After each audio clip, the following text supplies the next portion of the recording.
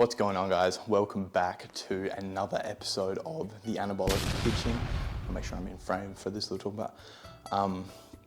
Today we're going to be making another bulking meal. Now, we started with a bulking meal, then we did a meal that's probably more suited to a cut, but this meal is another bulking meal.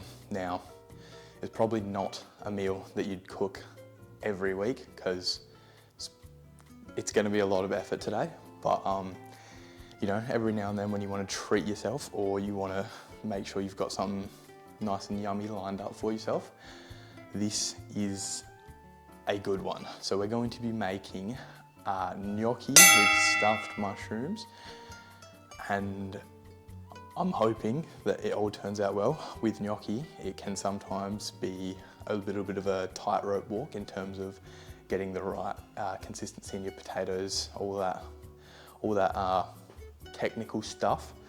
But we've just got to cross our fingers and hope that everything goes well. And I will go over all the ingredients we're going to need for today, and then we'll do the nutrition breakdown as usual, and then we'll get started cooking. And this one is probably going to take quite a while, so the sooner we start, the better. So let's get into this ingredient breakdown and then we'll have a look at the macros. In no particular order, just going to be grabbing everything as I go. We have 100 grams of Parmesan cheese, 500 grams of cherry tomatoes, 1 little sachet of tomato paste, 200 grams of bocconcini. Now with bocconcini, you can use like basically whatever cheese you like, whether it's like feta, just regular mozzarella, sort of any cheese you want, but I'm going with bocconcini because it's fresher and I like the taste of it. So we're going to be going with that today, but totally up to you. Next up, 2 kilos of potatoes. Now, I know what you're thinking. He's doing it again. He's cooking 6 million kilos of everything. And yes, if you have a problem with that, then you need to get out of the Anabolic kitchen, because that's what we do here. So going in with 2 kilos of potatoes, we actually got, this is a 4 kilo bag, so you should count yourselves lucky that I'm only using 4 kilos today. I mean 2 kilos today, so otherwise this would take even longer. So 2 kilos of potatoes. Next up, we have 3 little flavoring things, a chili. Now, I'm only going to be using certain amounts of this chili because I'm cooking for my girlfriend, my sister-in-law, and my mother, who are all very non-tolerant to chili. But still, I think you should include at least the flesh of the chili, if not the seeds. In this, it'll make one of the components much more yummy. Pine nuts, you'll see where these go soon, but also just adding a whole bunch of flavor. And a garlic. If you haven't noticed, we love cooking with garlic on this channel. Next up, 1 kilo or 2 pounds-ish of beef mince. This is not super lean beef mince because I'm not too concerned about that because this is a bulking meal. And then 1.5 kilos of chicken thighs. Now, usually in the Anabolic kitchen, cue the explosion, we would be dealing with chicken breast, but chicken thighs are going to be much better for this meal, more tender, more fat, and easier to deal with in terms of what we're going to be doing with it. So that's why we're going chicken thighs today. Next up, we have plain flour. Just nothing else really to say there. Now, a ingredient that is sort of subject to personal discretion, but I'm gonna need it because I'm not a professional. Eggs for binding the gnocchi together. Some people are able to get really nice gnocchi without using egg as a binding agent. I'm not that talented, unfortunately. This is not a Michelin star restaurant. This is the Anabolic kitchen. Cue the explosion again. So I'm gonna be using eggs for this. Now, of course, we have to have some more veggies in here somewhere. So we've got spinach spinach and pesto rather, for what is going to be our sauce for this whole meal. And then finally, I don't know if I mentioned this in the little prologue, but we are doing stuffed mushrooms. So of course we have mushrooms as well. Now, let's have a look at the breakdown for how much this cost and the macronutrients involved in all of this. So as you might be able to see, I don't know if the camera will focus on this, but it was another lengthy macronutrient breakdown. So this whole thing cost me $102.80, and we're going to be making 12 serves. So that comes out to $8.50 a serve, which is pretty good considering these are going to be very filling meals, very delicious, hopefully, if I don't screw anything up. Now, with that said, and going off of a 12 serve basis, which is what we're going to be doing today, we have got per serve 63.3 grams of fat, 70.8 grams of protein, and 66.8 grams of carbs, for a total calories of 1,117.9, which is, as I said a minute ago, really good for bulking. With all of that said, let's get started on cooking. Starting off, we're going to grab our mega pot, enough to hold all of our potatoes. We're going to go and fill this bad boy up with water and then get it straight onto the heat to boil with a pinch of salt. And then we're going to come back to the prep bench and get our potatoes ready while the water begins to boil. Now that our water is on to boil, we can go on to chopping our potatoes so that by the time they are done, the water is ready to boil them up. Now that is all of our potato all chopped up. Now we just want to go rinse these, just a little rinse. We don't want to soak them, we don't want to do anything that's going to remove all of the starch. We actually want the starch for this, so we're just going to go give these a quick rinse and then wait for our water to boil to get these in. Once we have rinsed off our potatoes, our water obviously is not going to have boiled just yet, so this is a great opportunity to preheat our oven. We will also beat up our eggs. Once we've got our oven preheating, then it is a good opportunity, while we're still waiting for the water to boil, to segment up our garlic and get it in some alfoil straight in the oven to roast so that it's ready for when we need it later on in the video. Once we've got all of our cloves of garlic separated from the skin, we just want to put them right in the middle of some alfoil and then go straight on top with a generous amount of oil. Before we do that, we just need to create a sort of bowl to hold the oil in so it doesn't spill out everywhere.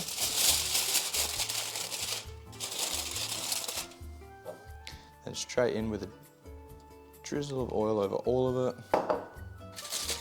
And then we're just going to fold this up nice and gentle. And then we have our little pocket of garlic, and then we just want to put this straight in the oven. Now this is going to take a long time to roast, so we can come back to this later when we need it. And by that time we'll be probably ready to swap in to the oven, the other thing that we're going to need the oven for. So we basically just put this one out of sight, out of mind for a while. Now, if your water still hasn't boiled, which mine is almost there but not quite, we have probably just enough time to whisk up our eggs and just put them aside for later on. So we'll do that really quick, and hopefully by then our water will have boiled.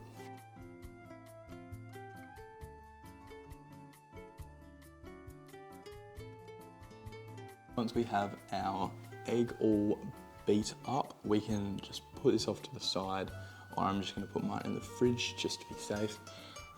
But we're not going to need this until later on, as with a lot of the things we're going to be prepping in advance, but still good to get it out of the way. Now, once our water has started to boil, we can go in with our potatoes. Now our very full pot of boiling potatoes is going to take quite a while, probably roughly 40, 50-ish minutes. So in bad news, that's how long it takes, so we've got to be a bit patient. But in good news, we have a whole lot of prep that we're going to be able to get done in that time, which means by the time these are done, we're going to have all of that prep done so we can focus straight on making the actual gnocchi. So we'll head back over to the prep bench and we'll get started on prepping all of the other stuff for the rest of the meal. Now we're going to start our big prep adventure with the chili mix that's going to go inside of our stuffed mushrooms.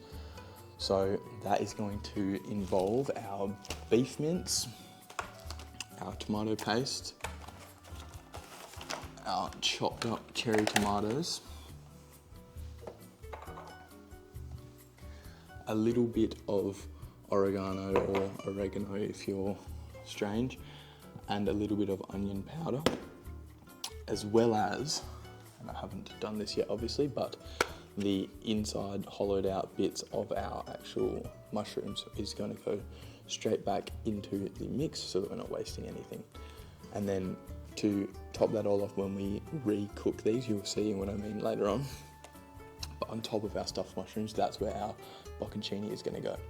So let's get started on dicing all of this up and putting it all in a big mix in our bowl. We'll start with hollowing out our stuffed mushrooms. We obviously pull the stems and then we just need to sort of dig out, you know, a reasonable amount from within the mushroom. We don't want to take out like all of it. We still want it to have some flesh for when we cook, and obviously when you're eating it you don't want to just have like a thin skin and then stuffed with stuff. So we just want to take out a little bit, just enough that we can actually fit stuff in there, sort of like a messy little bowl is what we're going for. So we hollow out our little bowls sort of yay deep, and then all of our stuffing that we've taken out, we just straight into our bowl for our mix. Once we have hollowed out all of our mushroom bowls, and we can also use the stems for the mix as well if you want a little bit of extra mushroom so that nothing goes to waste. We can also put aside our mushrooms for later on. We can put them straight onto a tray, as that's where we're gonna cook them the next time we use them, but obviously they will be stuffed with all of the goodies when that time comes. Moving swiftly on, we have our strawberry tomatoes or cherry tomatoes. We're just going to dice these up, not super fine, so because we don't want to make them all mushy. We still want some texture in there, but still fine enough that they aren't just gigantic chunks, if you know what I mean. So somewhere in the middle, whatever works for you. Once, oh, why am I so dark? What's going on here? Once all of our tomatoes are diced up, the only few things that remain are the beef mince, of course, the flavourings of your choice. Like I said, I'm just doing onion and oregano, and the tomato sauce paste. And then we just need to mix that all around and then chuck it in the fridge for later on when we cook it. And I almost forgot the main part of this whole shebang, which is the actual chili for the chili. So like I said earlier in the intro, we're just going to use the flesh from the chili because I think I would probably kill the females that this is going to feed if I used the seeds as well. So we're just going to de-seed the chili and then chop it up nice and fine, and it can go straight in with the chili mix. As per usual with these videos, we're going to have to get our hands dirty at least once. So with this one, we're just going to mush it all around, make it all nice and homogeneously mixed, and then straight in the fridge for later on. Now this is obviously going to look a bit strange, and it'll look a whole lot better when it's cooked. And also we obviously will be able to mix this in the actual pan later on when we're cooking. So just a semi-thorough mix through now, and then obviously when it's all in the pan, we can all mush it up and make it all nice when it's cooking. To save ourselves the dishes, we're just going to do the rest of the prep that comes before the chicken in terms of avoiding cross-contamination. We're just going to do all of that prep now so that we can finish up with this board and the chicken, which will also be a good time to start cooking the chicken. So we're just going to chop up everything we need beforehand, and I'll explain what each thing is used for as we go. Starting off with the pine nuts and parmesan. We obviously, like I said, have 100 grams of parmesan and 80 grams of pine nuts. So we're just going to want to use half of each for separate things. So we're going to use half the parmesan for our pesto mix, which is the sauce that we're going to be using for our gnocchi, and the same goes for the pine nuts. So we're going to be using half parmesan for the pesto, half parmesan for the presentation, or just like on top afterwards. And the same goes with the pine nuts. Half is going in the pesto and half is going into, you know, garnishing after the fact. So we'll chop up the pine nuts that are for garnish, and we'll grate up all the parmesan and then divide into two, and then we'll get our non-chopped pine nuts into the blender for the pesto and the other half into a bowl for garnish after. Obviously, it doesn't matter too much if you get all of your pine nuts chopped up, it's just to make it go further. Once they're diced up a little bit, they can go into a bowl for later on.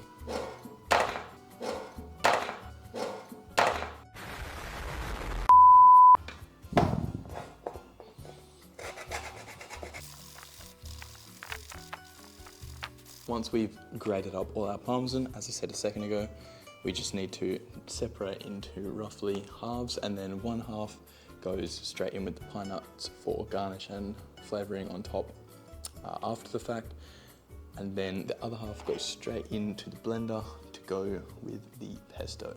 Now, in that time that we've been prepping all of that stuff, our potatoes have cooked through beautifully, so it is time to rice them. We'll see how that goes with me doing it, but time to rice them and start letting them cool before we can actually start making our gnocchi balls to then recook again. So let's get ricing, and we'll just go one potato at a time, and once we've riced, we're just going to dump it all in this big bowl for now before we obviously put it onto the bench for kneading. So let's get ricing.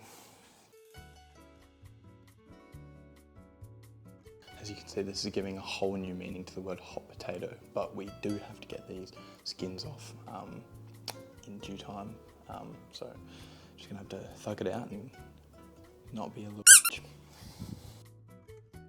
Now, once you've painstakingly peeled your potatoes, it's time to rice them. Now, if you have a potato ricer, you are very lucky. However, I do not currently on me, so to improvise, here's what we've got. Strainer ladle, and if that doesn't work, which I am hoping it will, I hope it'll be fine, we've just got the trusty old fork, but let's see how this goes doing it like this.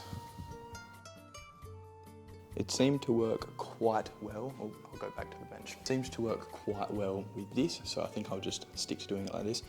Just remember, keep in mind, you're not mashing them, you're ricing them, or ideally. So you don't want to make a straight up mash, you just want to make a nice sort of fluffy rice effect.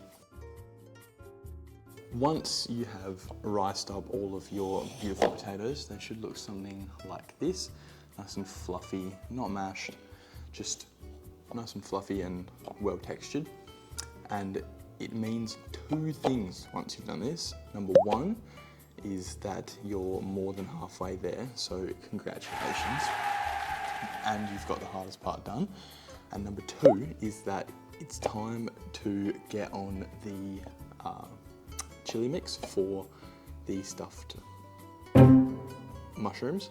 I forgot what vegetable they were for a second. I guess they're not even a vegetable, they're a fungus. Anyway, this is no time for debates about mushrooms because we need to get on our chili mix. So we're gonna head over to the stove and get that on while this cools down. We don't wanna let it cool for too long because we don't want it to be cold by the time we're using it. but we just need to get our chili mix on now, and then by that time there should be plenty cooled down enough to work with. So once we've come over and got some oil in a pan and heat it up, not to like an extreme, but just as soon as it's ready and heat it up, we can go straight in with our chili mix, give it a mix around, and then put the lid on, and we're just going to forget about that for a while we go over and continue with our gnocchi. Alright, it is finally time for the moment of truth when making these. So we can get our, as you can probably see on the bench, I've got flour ready for the kneading portion. But we got to have our flour on standby and our eggs to go straight into a little well here. So we'll get that ready. Now, as I said before, if you can pull this off without egg, then some would argue that it makes better gnocchi, but I think I would probably struggle a bit. So in with the egg today, but we'll see how we go. And then we're just going to incorporate bits of flour at a time. Now, we're not kneading in the bowl, we're just incorporating in the bowl, and then we're going to knead on the bench. So let's incorporate until we're happy with the consistency. We just don't want it to be too tacky. And then we're going to start kneading. Like, I need you to subscribe to the channel. Otherwise I will probably become homeless, and then no more episodes of Anabolic Kitchen. So I need you to subscribe. And I also need to knead this dough. So let's get going.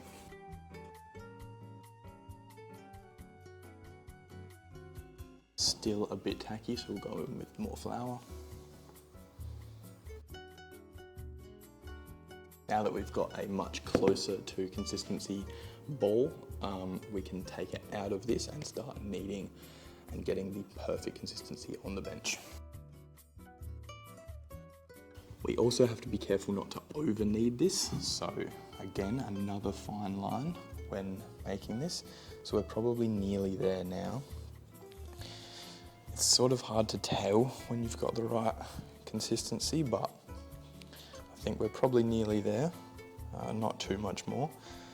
And then we're just going to portion this up into smaller little, we're actually going to end up making like snakes and then cutting little pillows out of that. But we're probably nearly there. I'm just going to fiddle with this a little bit longer, pause, and then we should be there, ready to cut up our snakes.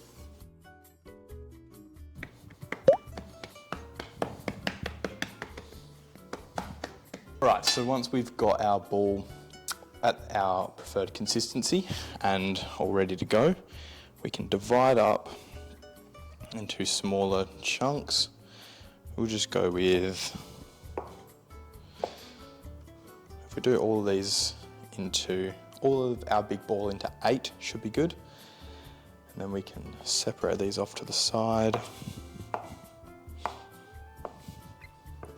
This one ended up being 5 slices, so we ended up with 10 actually in total. And as you can see, I didn't do the great, oh actually you probably can't see from that. I tried to show you on the camera, but I didn't do the greatest job of ricing this, so there is some small little clumps in there, which is not ideal because you will definitely notice that. But it's a very hard line to walk between, especially without a potato ricer, between having clumps and just making mash potato. So it's a fine line to walk. If you can nail it, then very well done. But no, don't make it gay. Fortunately, on this occasion, it's not going to be quite perfect.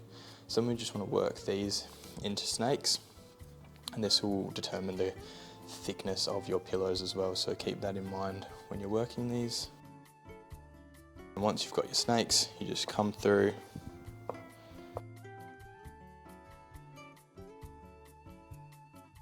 and chop them up into your little gnocchi pillows.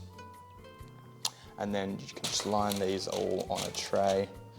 We're not obviously going to be cooking these on the tray, but just to keep them all off the bench and ready to move around when it's time to cook them, or boil them rather, in the water.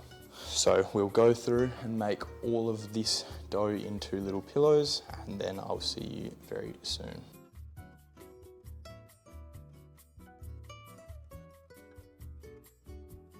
So once you've got all of your gnocchis into nice little pillows, they are ready to cook as soon as your water is ready to boil. Now, if your water's not ready to boil, it's a good time to quickly get your chicken thigh done. So we're just gonna do that up quickly. What we're gonna do is just fillet it and then beat it with this beautiful tool so that it's nice and tender, because we don't want all hard bits of chicken in our nice soft gnocchi. So I'll do that quickly while we get our water on to boil, and then it'll be time to go gnocchi straight into the pot.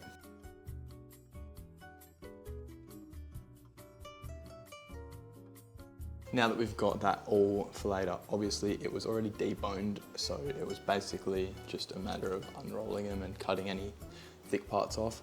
So that was super easy, but now it's just time to tenderize this and get it into a bowl so that we can cook it simultaneously while we're cooking our gnocchi.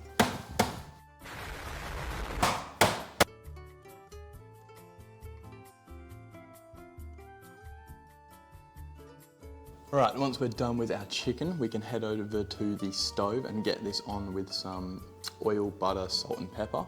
And then we just have to let this cook through basically all the way. And then we can start doing our gnocchi, because then they are going to go in with the chicken on a low temp afterwards to crisp up. And then we're getting very close to plating up. So let's head over to the stove and get started on that. So it's been a while that these garlic cloves have been in the oven, but I did turn it off about half an hour ago, but they've finished roasting now and we need to take them out. They've already charred up a bit. As you'll see, I'll bring them close for you to have a look. But we definitely just wanted to make sure they were fully nice and roasted before we did what we're gonna do with them. So I'll give you a look now, and then we are going to just head over to the stove, as I said a second ago, to start cooking up. So once we've got our pan heated up with our butter and oil in, we can just go straight in with the diced up chicken. Now, we do have to keep a close eye on that chicken as to not burn it, but in the meantime, right before we cook our gnocchi, we have to finish off our pesto basil sauce, spinach and basil pesto. So from earlier, our garlic cloves, they have this whole time, they've been part of our pesto mix, and we only ended up using one of those 200 gram bags of spinach, didn't want to overpower the basil too much. So then a good handful of basil in with the pine nuts and parmesan from earlier. Finish that off. And if you're wondering why I've squatted down to this height, I couldn't be bothered resetting the tripod for this. So I'm just gonna hang out down here while I put everything together here. And then we go in with all of our garlic cloves.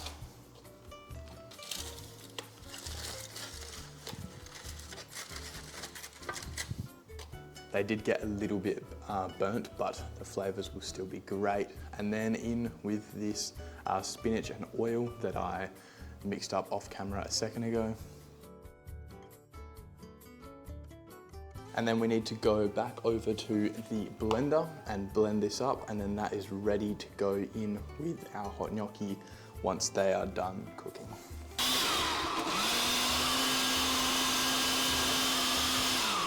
Now, once again, I've ended up down here somehow, but it is time to fill our mushrooms with our chili mince mix. So let's get that done, and then we'll top them with bocconcini and get them in the oven for about 10 or so minutes on a low temp, just to melt the bocconcini until it's got a tiny little golden tin on top.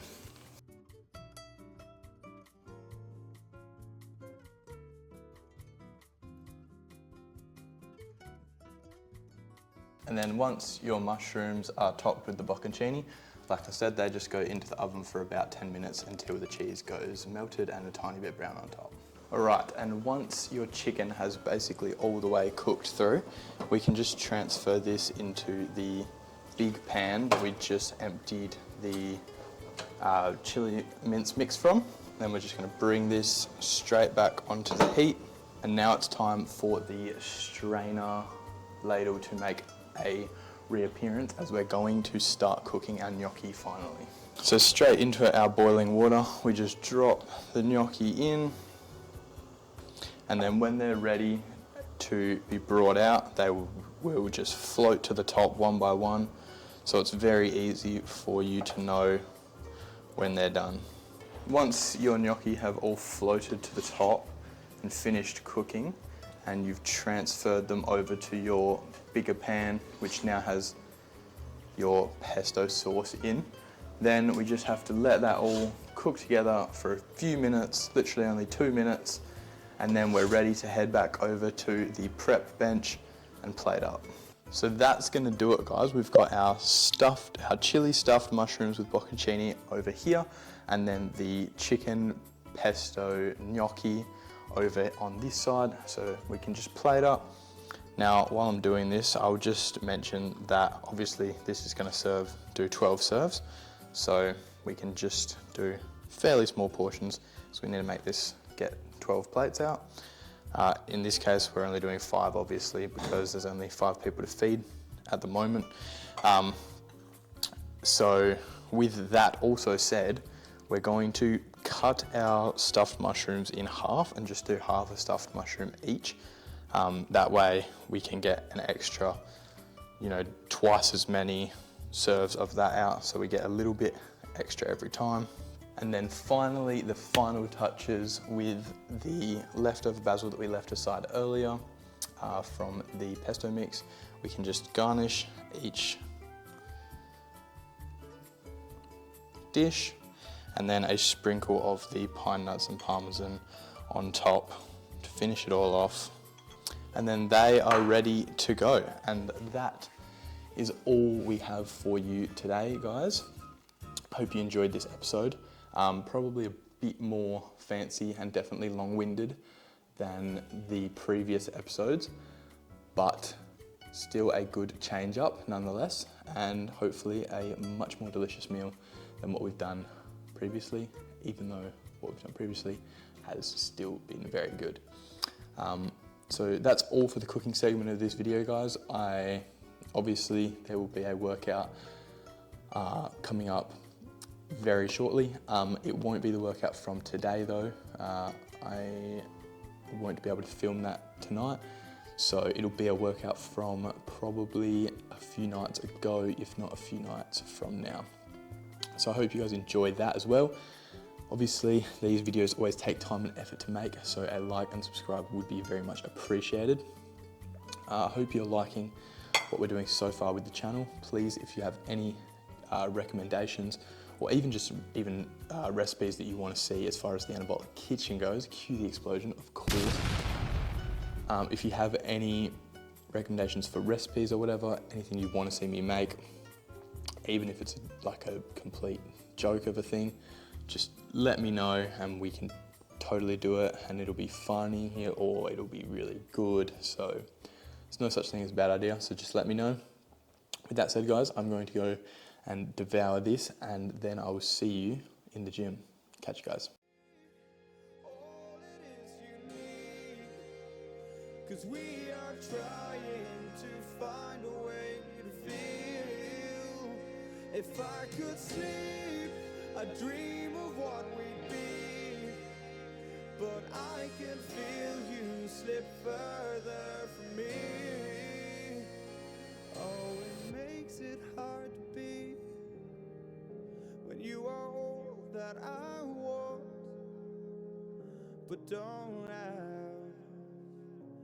And I'll run into the sea, follow this heart that escapes me.